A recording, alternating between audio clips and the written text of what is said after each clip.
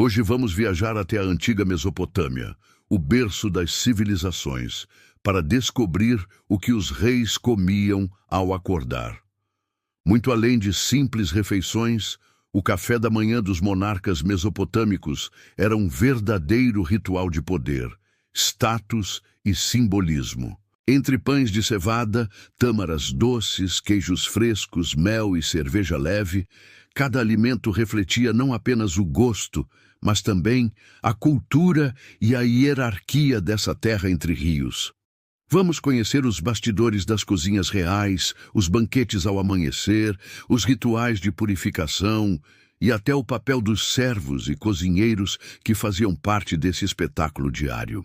Então já deixa o like, se inscreve no canal e vem comigo, porque agora vamos descobrir como começava o dia dos reis da Mesopotâmia. O amanhecer chega suave sobre a cidade de Ur, tingindo o horizonte de tons dourados que se espalham lentamente pelas águas calmas do Eufrates. O rio reflete o brilho do sol nascente e as margens ganham vida com os primeiros sons do dia. O mugir distante dos bois, o canto das aves e o murmúrio constante das correntes que alimentam os canais da cidade. No alto, o Palácio Real desperta como um colosso silencioso.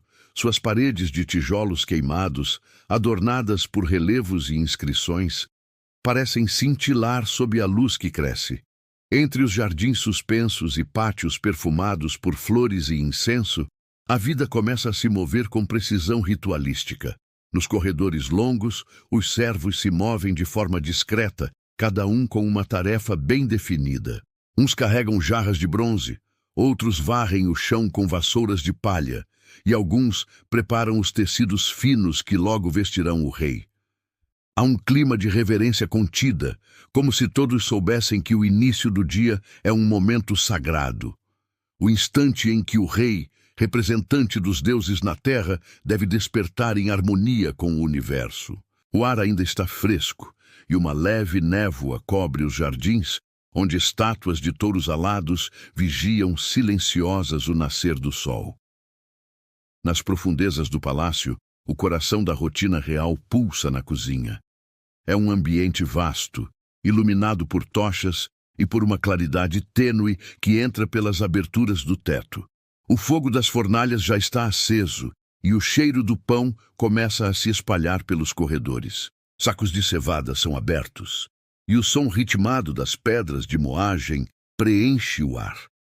Mulheres e homens trabalham lado a lado, concentrados, moendo grãos, misturando massas, aquecendo panelas de barro.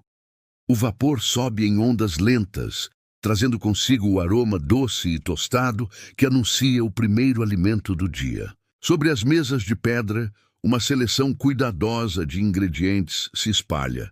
Tâmaras frescas e secas, queijos brancos feitos na noite anterior, mel dourado armazenado em potes de argila, manteiga, azeite e leite recém-ordenhado. Nada é simples. Cada produto é escolhido com base em critérios de pureza e procedência. A cevada, por exemplo, deve vir das colheitas mais férteis, e o mel apenas das colmeias consagradas aos deuses. Tudo que será servido ao rei precisa estar livre de impurezas, não apenas físicas, mas espirituais. Comer é um ato que envolve o corpo e o sagrado. Entre os cozinheiros, há uma hierarquia silenciosa. No centro, o mestre cozinheiro, um homem de idade respeitável, supervisiona cada movimento com um olhar atento. Ele é mais do que um simples preparador de alimentos. É um guardião das tradições, conhecedor das antigas receitas que vêm sendo transmitidas desde tempos imemoriais. Seus gestos são firmes, metódicos, quase cerimoniais. Ele sabe que o café da manhã do rei é o primeiro rito do dia, e qualquer falha, um pão queimado, um tempero exagerado, seria uma desarmonia entre o palácio e os deuses. O narrador descreve o ritmo crescente da cozinha. O som da lenha crepitando se mistura ao tinir dos utensílios de metal. Um servo amassa a cevada com precisão, Outro retira o pão do forno, enquanto um terceiro limpa as tâmaras com panos de linho umedecidos em água perfumada. As frutas são cortadas e dispostas em tigelas de cerâmica pintada, e os pães são organizados em pilhas sobre bandejas de cobre. O ar se enche de fragrâncias, o doce do mel, o salgado do queijo, o amadeirado das especiarias. É como se a própria cozinha respirasse em compasso com o nascer do sol. Enquanto isso, nos aposentos superiores, o rei ainda repousa. Seu quarto é amplo e silencioso, decorado com tapetes bordados e cortinas de linho fino.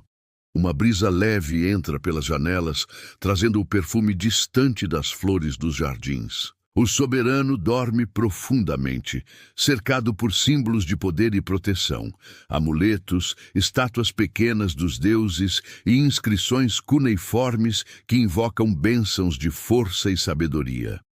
Antes que desperte, sacerdotes purificam o ambiente com fumaça de resina aromática, recitando cânticos em voz baixa.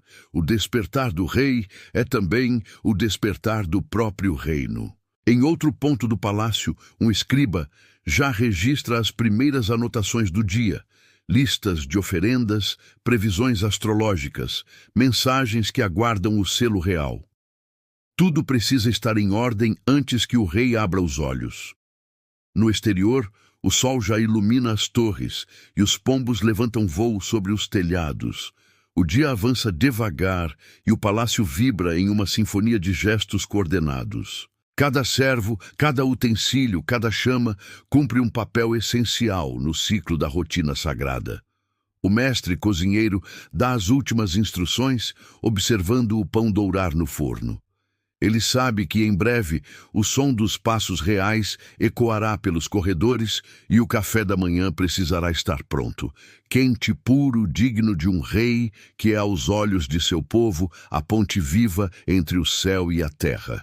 O desjejum está quase completo e o palácio inteiro parece respirar em expectativa. O primeiro ato do dia está prestes a começar. O ChatGPT disse: o calor das fornalhas domina o ar. O som constante das chamas e do ferro sendo batido em tampas e panelas cria uma música própria, o ritmo da cozinha real. As paredes de pedra refletem a luz do fogo, e pequenas faíscas dançam no ar à medida que os servos alimentam as brasas com lenha perfumada. O ambiente vibra de energia, mas há uma ordem invisível que regula cada gesto. Nada é feito ao acaso. Cada movimento, cada mistura, cada corte é acompanhado por um olhar atento e por uma reverência silenciosa. A cozinha do palácio é um mundo à parte, quase sagrado. O mestre cozinheiro caminha entre as mesas, com as mãos cruzadas nas costas, observando. Seu olhar pesa tanto quanto o de um sacerdote diante do altar. Ele não apenas prepara alimentos, conduz um ritual. Cada refeição servida ao rei deve estar em harmonia com o cosmos, pois acredita-se que o equilíbrio do universo começa no palácio, no corpo daquele que governa em nome dos deuses. Em um dos cantos, grandes potes de barro são abertos. Dentro deles repousa a bebida mais tradicional da Mesopotâmia, a cerveja de cevada. Mas não é a mesma bebida que o povo consome nas tavernas das cidades. A cerveja real é leve, clara, cuidadosamente filtrada e fermentada em ambiente controlado. Ela tem um papel simbólico, purifica o corpo e fortalece o espírito. Um dos servos mergulha uma concha de madeira no líquido dourado e observa sua transparência à luz do fogo. Se a cor estiver turva, é sinal de desequilíbrio, o que não é permitido diante da mesa real. Perto dali, outro grupo prepara o leite fresco trazido ainda ao amanhecer. As cabras do rebanho real são alimentadas com ervas aromáticas, o que dá ao leite um sabor mais suave. Ele é aquecido lentamente em tigelas de bronze, até adquirir um leve perfume de mel e especiarias. Algumas gotas são derramadas no chão, como oferenda silenciosa à deusa Ninhursag, protetora da fertilidade e da abundância. Nada é servido sem que antes um tributo simbólico seja entregue aos deuses. Comer, afinal, é também agradecer. O cheiro do pão recém-assado começa a se espalhar. Em longas tábuas, mulheres amassam a massa com movimentos firmes e ritmados. A mistura é simples: cevada moída, água e sal. Mas o toque final dá origem a variações únicas. Uns são regados com mel, outros untados com azeite de gergelim. Alguns pães são achatados e cozidos diretamente sobre pedras aquecidas, enquanto outros ganham formato arredondado e são levados aos fornos de argila. Cada tipo tem um significado. O pão liso representa pureza, o adocicado, a bênção dos deuses, e o coberto com azeite simboliza prosperidade. O mestre observa uma das servas cortar tâmaras com uma lâmina afiada. Ela trabalha com paciência, removendo os caroços, separando as metades e colocando-as em pequenos potes de cerâmica. As tâmaras são a doçura da manhã, símbolo da vida que renasce. Ao lado, um jovem aprendiz corta figos secos e uvas passas. Mistura tudo em uma tigela e adiciona um fio de mel. O aroma que se eleva é intenso, quase hipnótico, doce, terroso e quente. É o perfume do amanhecer na antiga Mesopotâmia. Sobre outra mesa, ervas e especiarias são organizadas com precisão. Sementes de cominho, anis e fragmentos de canela importada de terras distantes. A presença desses ingredientes exóticos é um lembrete do alcance do poder real. Rotas de comércio que se estendem além dos desertos, conectando cidades e reinos sob o mesmo sol. Um aprendiz tritura as sementes com um pequeno pilão e o som seco do esmagamento se mistura ao crepitar das chamas. Cada cheiro, cada textura carrega a história de uma civilização que fez da comida um idioma entre o humano e o divino. O mestre cozinha em silêncio, mas sua mente recita antigas fórmulas. Ele lembra as palavras que aprendeu de seu antecessor. Quem alimenta o rei, alimenta os deuses. A frase ecoa em sua memória, enquanto ele verifica as tigelas, ajusta as porções e prova discretamente o sabor do pão. Nada é provado por prazer, e sim por dever. O cozinheiro é o primeiro guardião da harmonia que deve alcançar o rei. Há uma coreografia sutil entre os servos. Um passa o mel, outro despeja o leite, outro traz as frutas, e assim, entre gestos suaves e olhares atentos, o café da manhã real vai tomando forma. O som das vasilhas sendo colocadas sobre as bandejas, o tilintar dos metais e o roçar dos tecidos criam uma melodia calma, quase meditativa. Ninguém fala alto. O único som constante é o crepitar do fogo, como um coração batendo dentro do palácio. O narrador observa que, para os reis da Mesopotâmia, comer não era simplesmente satisfazer o corpo. Era um ato de equilíbrio. O alimento representava o elo entre o homem e os deuses, o sustento físico e espiritual que mantinha o cosmos em ordem. Cada ingrediente, cada mistura, cada oferenda tinha uma função simbólica. A cevada conectava o povo à terra, o mel evocava os deuses do sol, o leite, as bênçãos da fertilidade, e o pão, a continuidade da vida. Quando as primeiras bandejas são finalizadas, o mestre faz um gesto discreto. Os servos se alinham, prontos para levar o desjejum aos aposentos reais. A fumaça do fogo sobe em espirais lentas e o cheiro do pão e da cevada fermentada paira no ar, como uma prece silenciosa. Naquele instante, o palácio parece conter a respiração. Do fogo à mesa, tudo é feito com a mesma devoção. O café da manhã do rei está pronto, não apenas como refeição, mas como oferenda à ordem divina que sustenta o mundo. O salão onde o rei toma o desjejum é um espaço de imponência e harmonia, projetado para lembrar a todos que ali habita não apenas um homem, mas o representante dos deuses. A luz da manhã entra suavemente pelas janelas altas, filtrada por cortinas finas de linho tingidas de azul e dourado. O brilho do sol reflete-se nos vasos de prata e nas bandejas de ouro que aguardam sobre uma mesa longa, cuidadosamente disposta. As colunas que sustentam o teto são entalhadas com figuras de touros alados, guardiões simbólicos do poder real.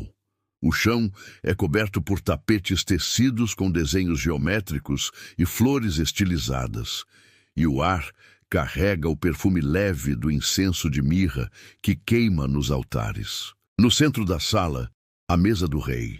Ela é coberta por um tecido de linho branco, bordado com fios de ouro. Sobre ela, os alimentos são dispostos com precisão quase matemática. Pães redondos e achatados dispostos em 3 níveis. Tigelas de tâmaras e figos secos. Pequenos vasos de mel e manteiga, e mais ao fundo, jarras de bronze contendo cerveja clara e leite. Tudo tem uma ordem definida, uma simetria que reflete o equilíbrio do cosmos. O mesmo equilíbrio que o rei deve manter em seu governo. Os servos se movem em silêncio. Nenhum passo é dado sem propósito. Eles andam descalços, para que o som dos pés não perturbe a solenidade do momento. À frente deles, vêm os sacerdotes com túnicas longas e cabeças raspadas, trazendo pequenos ramos de ervas e recitando cânticos curtos em homenagem a Shamash, o deus do sol, cujo primeiro raio ilumina o palácio. Quando o feixe dourado toca a mesa, todos fazem uma breve reverência. É o sinal de que o rei pode entrar. O murmúrio dos cânticos se apaga quando as portas se abrem. O rei surge, seguido por 2 guardas e um grupo reduzido de conselheiros. Ele veste um manto de linho branco com detalhes dourados, e o brilho das joias que adornam seu peito reflete a luz que inunda o salão. Seus passos são lentos, medidos. Cada gesto carrega significado. Os olhos dos servos se abaixam, os sacerdotes curvam a cabeça e até o som do vento parece cessar por um instante. O rei senta-se em uma cadeira de madeira entalhada, apoiando as mãos sobre o braço do trono. Diante dele, a mesa é mais do que uma refeição. É um altar. O primeiro alimento que lhe é oferecido é o pão. Um servo jovem se aproxima, com as mãos envoltas em tecido, e coloca sobre a mesa um pão redondo e dourado. O rei o parte em silêncio. O gesto é lento, deliberado. Um pedaço é separado e colocado sobre uma pequena tigela de cerâmica. É a porção dos deuses, que será levada mais tarde ao templo. O restante o rei leva à boca. O pão representa a prosperidade da terra, o fruto do trabalho e da bênção das águas do Eufrates. Comer o pão é reafirmar o pacto entre o governante e o solo que ele protege. Em seguida, o mel. Ele é servido em um pequeno vaso de pedra, espesso e dourado. O rei o observa por um momento antes de mergulhar os dedos e provar. O sabor é intenso, doce e sagrado. Na tradição mesopotâmica, o mel é o dom dos deuses solares, o símbolo da vida em abundância. Provar o mel pela manhã é invocar a doçura dos dias e a benevolência divina. O narrador descreve o contraste, a simplicidade do gesto, provar o mel, e a imensidão do que ele representa. Cada ato é carregado de um significado que ultrapassa o paladar. Logo vem o leite e o queijo. O leite é servido morno, em pequenas taças de bronze. O rei bebe um gole e o oferece aos sacerdotes, que o recebem como um sinal de comunhão. O leite, puro e branco, simboliza a fertilidade, a criação e a pureza. O queijo, cortado em pequenos pedaços e disposto em pratos de prata, é compartilhado apenas com os mais próximos do rei, um privilégio que indica confiança e proximidade espiritual. Comer do mesmo alimento que o soberano é uma forma de participar, ainda que por um instante, do elo sagrado que o une aos deuses. A refeição prossegue em silêncio. O único som é o leve tilintar das taças e o crepitar distante do incenso. Servos substituem pratos vazios com movimentos precisos. A cada troca, há uma breve pausa, como se o ar esperasse a próxima etapa. As frutas vêm por último. Tâmaras frescas, uvas e figos dispostos em padrões simétricos, formando uma mandala de cores e aromas. As tâmaras representam a continuidade da vida, os figos, a fecundidade da terra, e as uvas, a alegria dos deuses.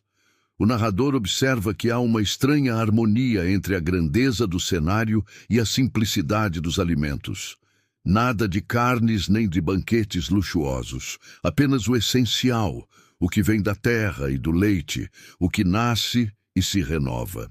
Essa simplicidade ritualizada que sustenta a grandiosidade do momento. O rei, ao comer, não apenas alimenta seu corpo, mas reafirma a ordem cósmica que o coloca no centro do mundo. Enquanto ele se alimenta, um sacerdote lê em voz baixa um hino que fala do equilíbrio entre o céu e a terra. As palavras ecoam suavemente pelo salão, e o rei fecha os olhos por um instante. Não há pressa. O café da manhã é um ato de contemplação, uma oração feita com o corpo.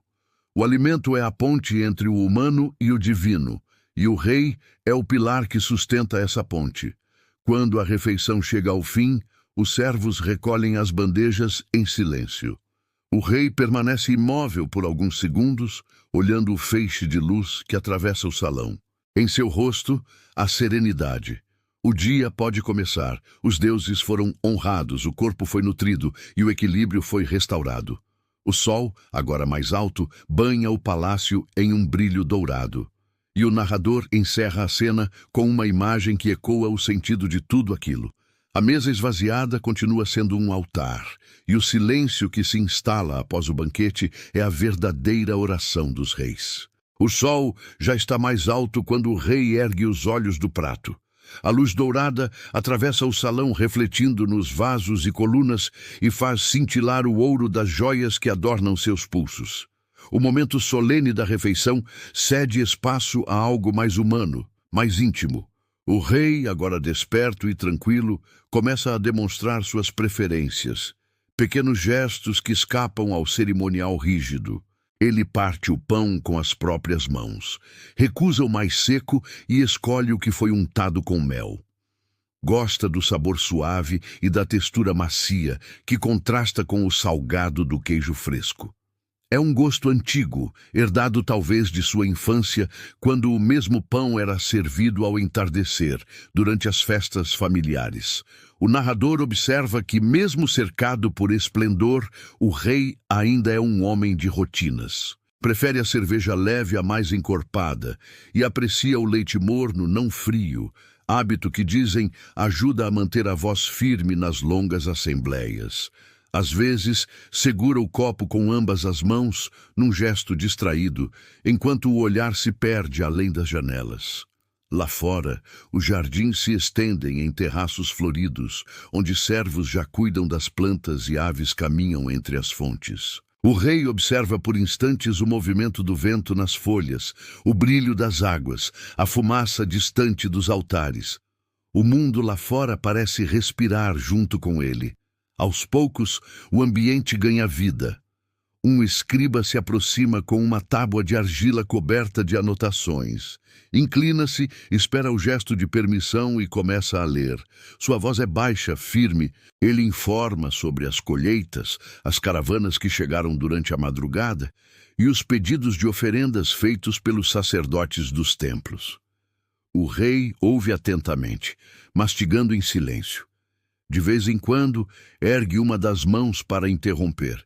Faz uma pergunta curta ou dá uma ordem que será anotada imediatamente. É um equilíbrio curioso. O rei se alimenta e governa ao mesmo tempo. O café da manhã é também o primeiro conselho do dia. Há regras invisíveis que regem esse instante. Ninguém fala sem ser autorizado. Apenas o escriba e o sacerdote mais velho têm permissão para dirigir a palavra diretamente ao rei durante a refeição. Os demais assistem em silêncio, atentos a cada gesto. Quando o rei se inclina ligeiramente sobre a mesa, os servos sabem que é hora de servir mais bebida. Quando repousa o copo, todos se imobilizam.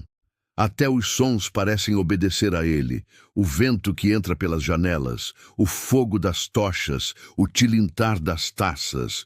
Tudo parece sincronizado à sua respiração. O narrador aproxima o olhar. O rei limpa as mãos em um pano úmido. molha os dedos em uma pequena tigela de água perfumada e os leva aos lábios.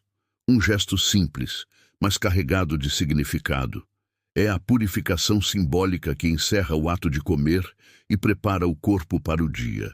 Os sacerdotes murmuram uma breve prece e o escriba recolhe suas tábuas, inclinando-se em respeito. Mas antes de se retirar, o rei faz um comentário inesperado sobre o clima. Diz que o vento do sul está mais frio e que talvez as chuvas cheguem antes da colheita. O tom é sereno, quase cotidiano. Por um momento, ele não é o representante dos deuses, mas apenas um homem que observa o tempo e se preocupa com a terra. Entre os servos, há olhares de respeito, mas também de cumplicidade silenciosa. Aqueles que o servem todos os dias conhecem suas manias e pequenos rituais. Sabem que ele sempre deixa uma pequena parte do pão no prato, nunca o último gole da taça, e que evita misturar o mel com o leite. Superstição antiga, dizem, herdada de reis anteriores. Esses hábitos, repetidos dia após dia, formam uma espécie de coreografia íntima. E é nela que o poder real se torna humano, tangível, próximo. A hierarquia à mesa é rígida, mas também harmônica. O servo mais jovem mantém os olhos baixos, apenas observando os movimentos do cozinheiro principal, que coordena tudo à distância. Os guardas permanecem imóveis junto às colunas, como estátuas, e o sacerdote, de cabeça erguida, recita um último cântico para abençoar os frutos da terra. Cada função é indispensável, como as notas de uma mesma melodia. A presença do rei é o compasso que organiza o ritmo de todos. Quando o último prato é retirado, o mestre cozinheiro se aproxima discretamente, inclina-se e anuncia que o desjejum terminou. O rei acena levemente com a cabeça e, em seguida, ergue a taça de bronze diante de si. Todos os presentes o imitam. Dentro da taça há um resto de cerveja clara, símbolo de pureza e de vida. O brinde é feito em silêncio, mas carrega o peso de um rito ancestral. O rei levanta a taça em direção ao sol e murmura, pela fertilidade da terra e pela proteção dos deuses. É a frase que encerra todas as manhãs. Ele bebe um gole e os sacerdotes fazem o mesmo. O líquido frio desce como uma bênção. Nesse instante, o palácio inteiro parece renascer. O ciclo do dia foi renovado. Os deuses foram homenageados, o corpo fortalecido e a ordem restabelecida. O rei se levanta lentamente. Os servos abrem caminho e o som das sandálias de couro ecoa sobre o chão de pedra. Ao cruzar o salão, ele lança um último olhar aos jardins, onde o sol agora brilha com força. A refeição terminou, mas o ritual continua. O rei seguirá para o templo, onde fará suas primeiras oferendas, e depois ao trono, onde receberá mensageiros e conselheiros. O café da manhã não foi apenas alimento, foi o prelúdio de um dia inteiro regido pelo mesmo princípio: harmonia, poder e devoção. O narrador conclui com um tom reflexivo. Naquele momento de simplicidade aparente, o rei da Mesopotâmia cumpriu seu papel supremo. Conectar o humano ao divino, lembrando a todos que até o gesto mais cotidiano pode carregar o peso sagrado da eternidade. Os últimos ecos da refeição ainda pairam pelo salão quando o rei se levanta. A luz do sol já preenche todo o espaço, invadindo o ambiente com tons quentes que fazem brilhar o ouro das colunas e o tecido branco das cortinas. Os sacerdotes se retiram lentamente, carregando consigo as pequenas oferendas. O pão separado, o mel, a tigela com leite, que serão levadas ao templo principal, onde o ato de comer se transforma em sacrifício simbólico. O rei faz um breve sinal de bênção, e os servos compreendem que a cerimônia terminou. É hora de desfazer o cenário sagrado do café da manhã e preparar o palácio para o restante do dia. Os servos se movem com cuidado, recolhendo tigelas, taças e bandejas. Os restos de pão são embrulhados em tecidos finos e o mel que sobrou é colocado em pequenos vasos de argila para ser redistribuído. Nada é desperdiçado. Em um reino onde tudo obedece à ordem dos deuses, até o destino dos alimentos segue uma hierarquia. O que sobrou da mesa real é dividido em 3 partes. Uma vai para o templo em oferenda, outra é destinada aos sacerdotes e escribas, e a terceira, mais simples, é entregue aos servos do palácio como forma de bênção. Comer das sobras do rei é considerado uma dádiva, uma partilha simbólica do favor divino. Na cozinha, o ambiente volta a pulsar. O fogo é reaceso, as panelas são lavadas, e o cheiro do pão que ainda assa para os trabalhadores do palácio preenche o ar. O mestre cozinheiro supervisiona o reaproveitamento dos ingredientes. Um pouco de cevada será usado para a sopa dos guardas, e o leite restante servirá para preparar queijos frescos. A rotina segue viva, como se a refeição real fosse apenas o início de um grande ciclo que se estende a todos os níveis da vida no palácio. Há um sentimento silencioso de dever cumprido. O narrador observa o contraste entre o luxo do salão e a simplicidade das cozinhas. Enquanto os vasos de prata são lavados em silêncio pelos servos, nas ruas além dos muros do palácio, o povo também começa seu dia. Homens e mulheres comuns despertam com o sol e partem para o trabalho nos campos, nas oficinas e nos mercados. Suas refeições são modestas, mas familiares. Pão de cevada, tâmaras secas e uma caneca de cerveja leve. Os mesmos elementos que compuseram o café da manhã do rei, agora despojados de ouro e ritual. A cevada, o mel e o leite formam o elo invisível que une o palácio e as casas simples de adobe, uma prova de que, mesmo em uma sociedade hierárquica, todos partilham à sua maneira da mesma dádiva divina. Nos templos, os sacerdotes recebem as oferendas trazidas pelos mensageiros do palácio. O pão real é colocado diante das estátuas dos deuses, o mel derramado sobre pequenas taças de pedra e o leite distribuído em vasos cerimoniais. O ato é acompanhado por cânticos e preces. Segundo a crença, o alimento que passou pelas mãos do rei carrega uma energia especial, um sopro de harmonia que deve ser devolvido ao cosmos. Comer, oferecer e partilhar, 3 gestos que mantêm o ciclo do mundo em equilíbrio. O narrador então reflete: o ato de comer na Mesopotâmia nunca foi banal. Era uma expressão de ordem e devoção. Para o rei, o café da manhã era o primeiro ritual do dia, um modo de reafirmar seu papel como mediador entre os deuses e o povo. Para os servos e camponeses, o alimento representava a continuidade da vida, o sustento concedido pelas águas do Eufrates e do Tigre. A comida unia todos sob um mesmo céu, o governante e o lavrador, o sacerdote e o aprendiz. O mestre cozinheiro, agora sozinho na cozinha, observa as brasas que se apagam lentamente. Pega um pedaço de pão que sobrou e o parte em silêncio, mastigando devagar. Sabe que aquele pão, preparado com tanto zelo para o rei, agora nutre também suas próprias mãos calejadas.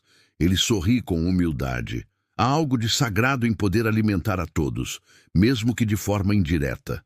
Naquela simplicidade repousa a essência da vida mesopotâmica, a harmonia entre o sagrado e o cotidiano, o luxo e a necessidade. Do lado de fora, o palácio desperta em pleno movimento. Os guardas trocam os turnos, os escribas se sentam diante das tábuas de argila e mensageiros correm pelos corredores levando ordens do rei. A cidade ganha ritmo. O mercado começa a se formar, o som das carroças ecoa nas ruas e o cheiro de pão fresco se espalha até os becos mais distantes. O mesmo aroma que pairava sobre o salão real agora invade as casas do povo. O narrador descreve a paisagem com um olhar poético.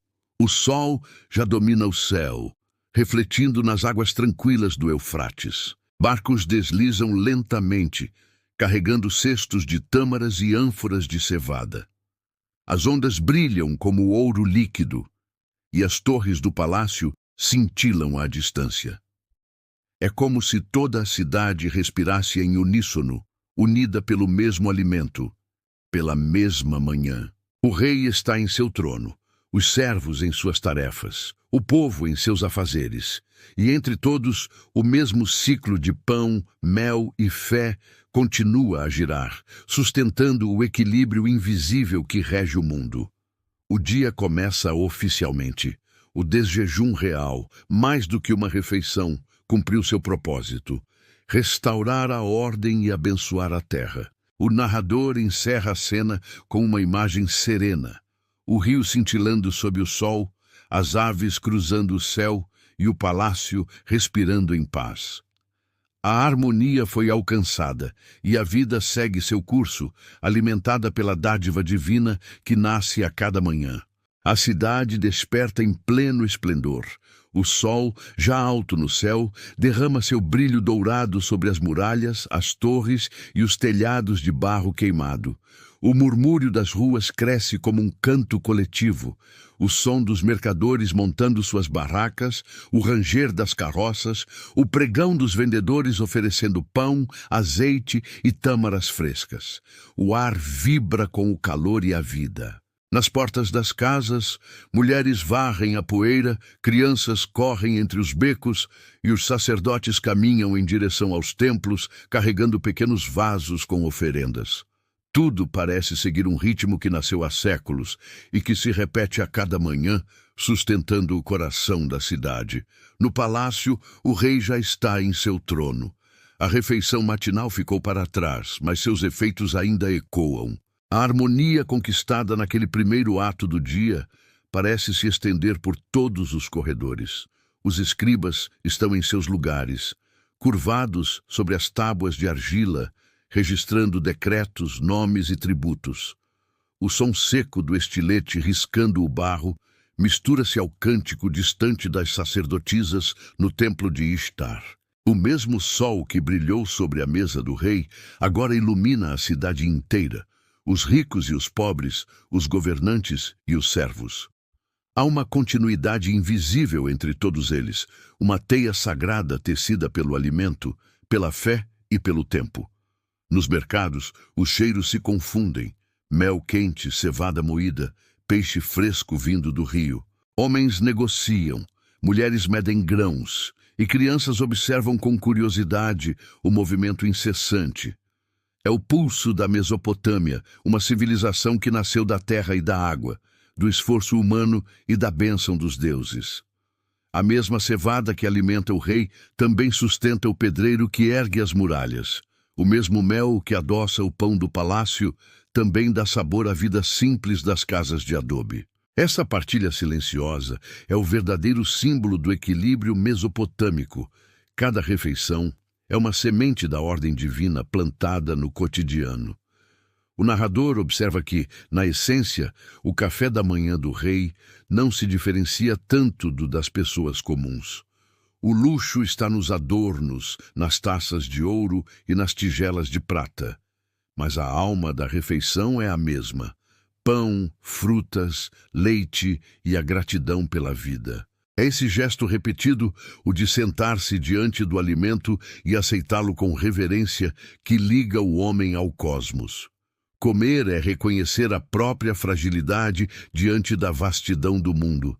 É agradecer pela colheita, pela chuva e pelo trabalho das mãos humanas.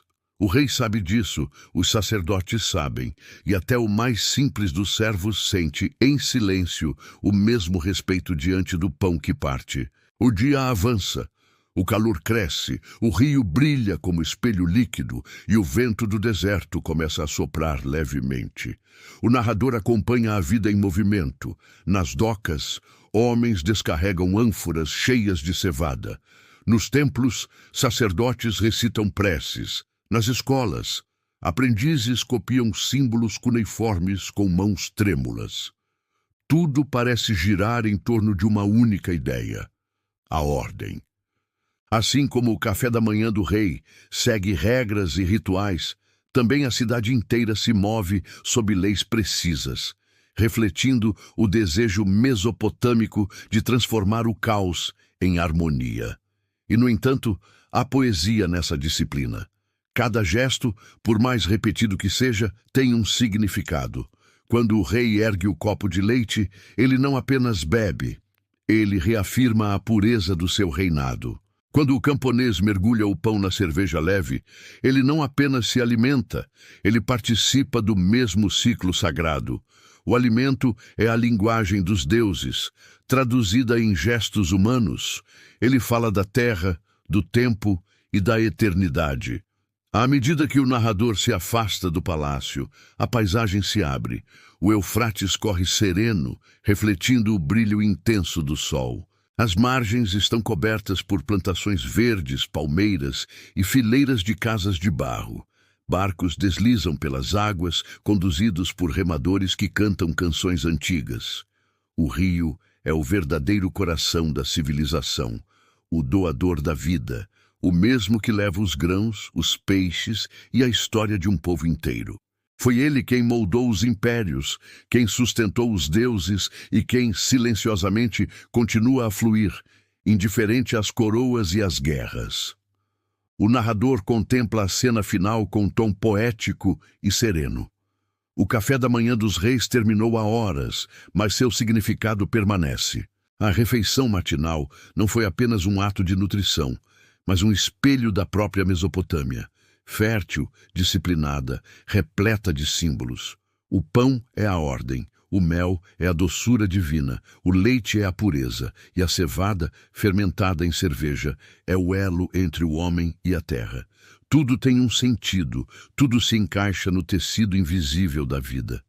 O sol começa a descer lentamente, tingindo o céu de tons avermelhados. O rio continua a fluir, calmo, eterno, como se carregasse consigo o reflexo de todos os cafés da manhã que já existiram, dos reis, dos sacerdotes, dos servos e das famílias simples.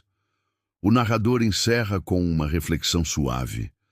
Cada refeição, por mais modesta que pareça, é também um elo com o passado e uma celebração do presente. Comer é lembrar que somos parte de algo maior, um ciclo de mãos, de sementes, de histórias.